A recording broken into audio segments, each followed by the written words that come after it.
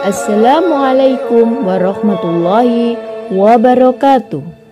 Sahabat beriman, kisah wali yang namanya tertera di Lauhul Mahfudz sebagai penghuni neraka. Namun sebelum kita bahas, jangan lupa tekan tombol subscribe, bunyikan notifikasi loncengnya agar membantu channel ini lebih berkembang dalam menyiarkan syiar Islam. Ada seorang sufi dari kalangan tokoh tasawuf yang bernama Syekh Abdul Aziz Ad-Dabbagh. Beliau dalam kalangan tokoh tasawuf termasuk ulama kelas atas, wali min auliyaillah, ahli ibadah. Suatu ketika, malaikat melihat namanya di lembaran kitab Lauhul Mahfudz, ada dalam deretan penghuni neraka. Melihat hal tersebut, malaikat merasa kasihan dan mendatangi Abdul Aziz Ad-Dabbagh. Malaikat berkata, "Wahai Abdul Aziz, untuk apa engkau ibadah sampai segitunya? Sedangkan aku lihat namamu di lembaran Lauhul Mahfudz. Engkau adalah penghuni neraka. Mau ibadah gimana pun, engkau tetap akan masuk ke dalam neraka." Kemudian Abdul Aziz menjawab, "Wahai malaikat, surga dan neraka bukan urusanku. Aku diciptakan oleh Allah Subhanahu wa Ta'ala hanya untuk beribadah kepada Allah Subhanahu wa Ta'ala. Sebagaimana Allah telah berfirman, tidaklah aku ciptakan jin dan manusia kecuali hanya untuk beribadah kepadaku. Mau aku masuk surga atau ke dalam neraka, itu haknya Allah Subhanahu wa Ta'ala." Subhanallah, benar-benar ikhlas dalam beribadah. Kemudian malaikat kembali ke Lauhul Mahfudz dan dilihatnya namanya dirubah oleh Allah Subhanahu wa Ta'ala menjadi penghuni surga.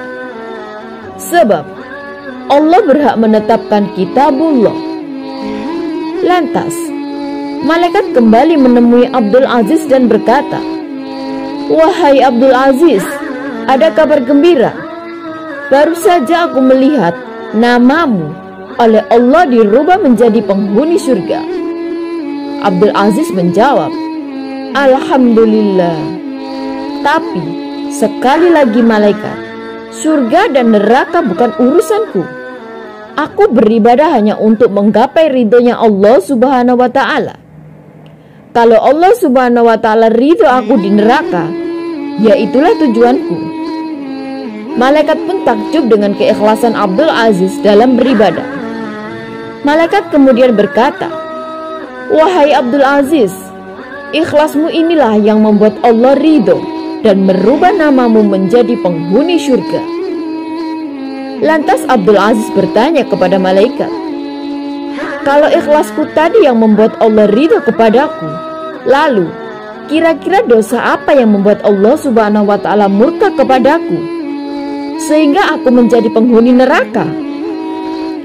Kemudian malaikat bercerita, "Engkau ingat ketika engkau masih kecil, ketika umurmu sekitar 15 tahunan. Engkau ingat ketika engkau tidur di kamar tidurmu. Kemudian engkau mendengar suara langkah kaki ibumu menuju tempat tidurmu untuk menyuruhmu membeli sesuatu di pasar. Karena engkau mendengar suara langkah kaki ibumu menuju kamarmu, lalu engkau pura-pura tidur, padahal engkau sudah bangun agar engkau tidak disuruh pergi ke pasar.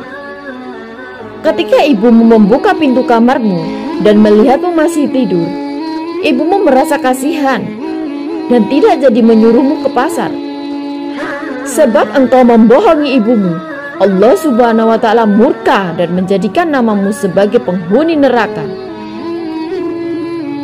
Mendengar cerita dari malaikat, Abdul Aziz pun beristighfar, memohon ampun kepada Allah Subhanahu wa Ta'ala.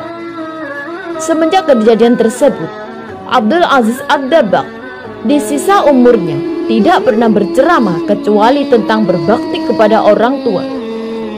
Setiap orang yang datang kepada beliau selalu diwasiatkan untuk berbakti kepada orang tuanya. Mari kita renungkan sejenak. Padahal beliau hanya berpura-pura tidur, Lalu, bagaimana yang sampai membentak ibunya?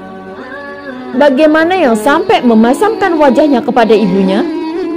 Yang mengeraskan suaranya di depan ibunya? Yang sampai tidak memberi nafkah? Dan bahkan yang sampai membuat menangis ibunya. Bagaimana kira-kira nasibnya? Mari kita belajar bersama-sama untuk lebih berbakti kepada orang tua kita, baik yang masih hidup ataupun yang telah wafat. Jangan meremehkan dosa yang kecil. Dikhawatirkan di situ ada murkanya Allah Subhanahu wa Ta'ala.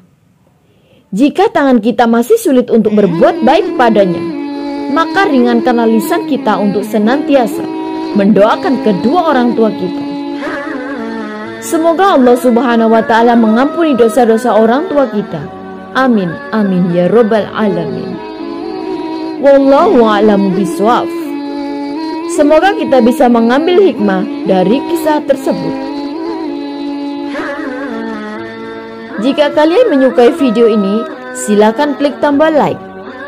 Dan jangan lupa tekan tombol subscribe sebagai bentuk dukungan kepada kami untuk dapat menyajikan video-video bermanfaat lainnya kepada Anda. Dan jangan lupa juga untuk bagikan video ini kepada orang lain, agar video ini dapat memberikan manfaat yang lebih luas bagi kaum muslimin. Akhirul kalam, wassalamualaikum warahmatullahi wabarakatuh.